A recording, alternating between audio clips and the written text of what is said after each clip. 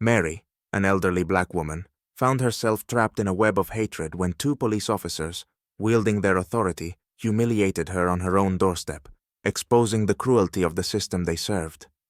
In that moment, as her dignity was crushed, her son Jamal, unaware of what was happening, was racing to her, determined to protect his mother and seek justice. How will they both confront the bias overshadowing their lives, when even the walls of their home have turned hostile?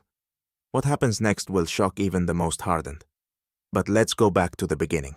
Mary sat on her front porch, enjoying the warmth of a summer day. The air was filled with the scent of blooming flowers, and she smiled at the passers-by. Suddenly, the screeching of tires shattered her peace. Two police cars pulled up to her yard, and two uniformed officers stepped out. They approached her with brisk strides. One of them, tall and rough-looking, started asking questions without waiting for a greeting. "What are you doing here? Why are you sitting alone?" Mary lifted her head, her heart beginning to race. "I'm just resting in my yard, sir," she replied, trying to stay calm. The officer looked at her with disdain. "Listen, we got a call about suspicious behavior.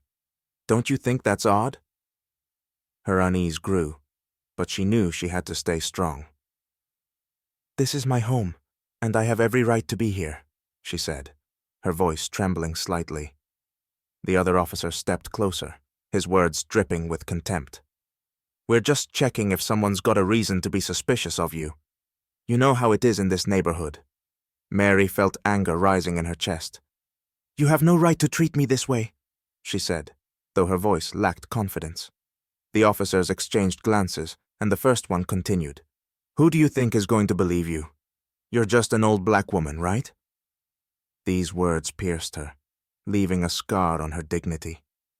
She sat there, crushed and frightened, as the officers continued to ask senseless questions.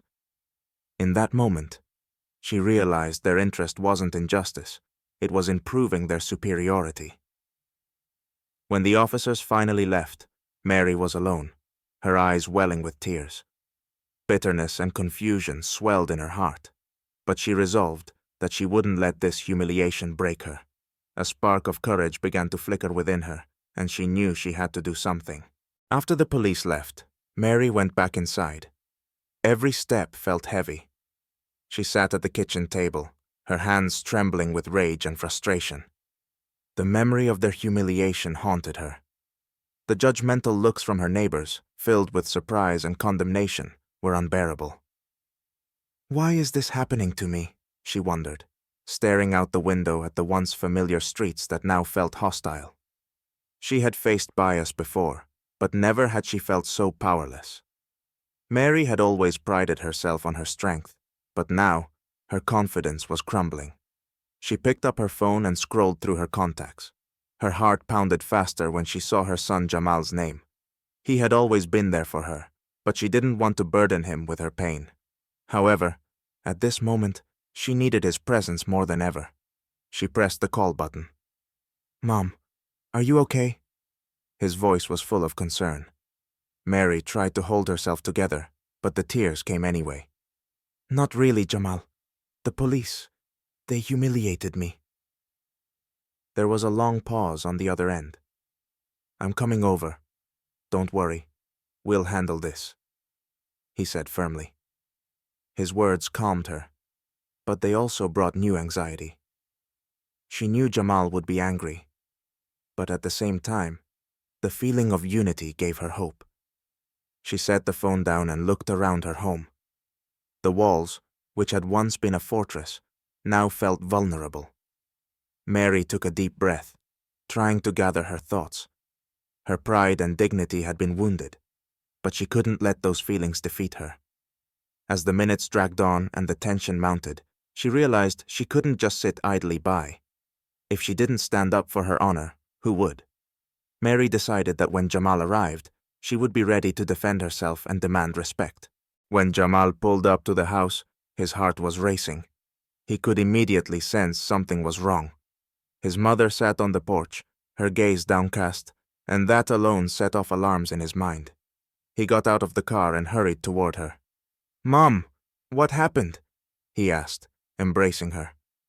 Mary looked up at him, and the tears began to flow again. Jamal, the police, they came back. They humiliated me, she said, her voice quivering with emotion. His anger surged. Where are they? I'm going to talk to them, he said, not waiting for an answer. At that moment, the two officers returned, seemingly continuing their investigation. Jamal, seeing them, felt his blood boil. Hey, what are you doing here again? He shouted as he approached them. The officers turned to him, displeased, and one of them, the same one who had insulted Mary, sneered. What, your mom misbehaving again, son? You have no right to talk like that, Jamal yelled, his phone already recording. I want to know why you're here, and what you're doing to my mother. The officers whispered among themselves, and Jamal sensed their growing unease. Mary watched her son, proud but anxious at the same time. Don't let them intimidate you, Jamal, she said quietly, but with strength. You're disrespecting her just because she's black, and that's unacceptable, Jamal continued, his voice firm. The police grew nervous, noticing the crowd of neighbors gathering, all watching with interest. When one officer tried to brush it off, Jamal said, This is becoming a public matter. If you don't leave, I'll call the Internal Affairs Division. The tension mounted, and suddenly, the officers exchanged glances. Jamal knew the pressure from the neighbors, and his confidence were making them uneasy.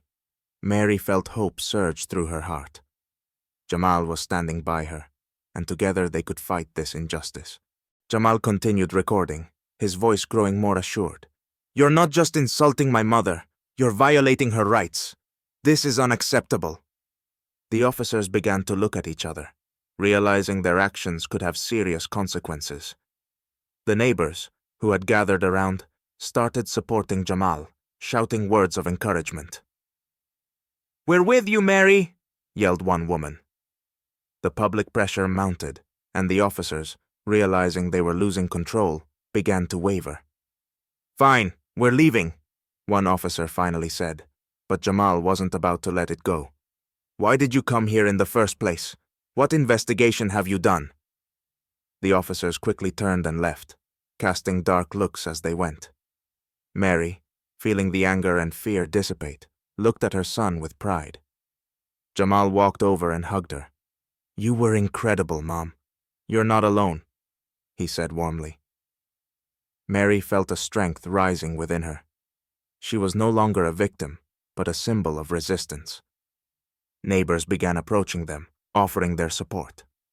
Mary realized that she had not only defended her dignity, but had also inspired others. She decided to share her story on social media, to bring attention to this issue and show how important it is to fight against bias. When Jamal and Mary entered the house, she felt that this situation had not only changed her, but had also ignited in her a desire for active engagement. She was ready to be a voice for others who had faced similar humiliations. Their bond had strengthened, and they knew that together they could stand up against any injustice. This moment became a turning point, not only in Mary's life, but in their community. Her story soon spread online, sparking discussions about the importance of fighting racism and supporting each other. Mary now knew her voice mattered, and she was ready to stand up for her truth.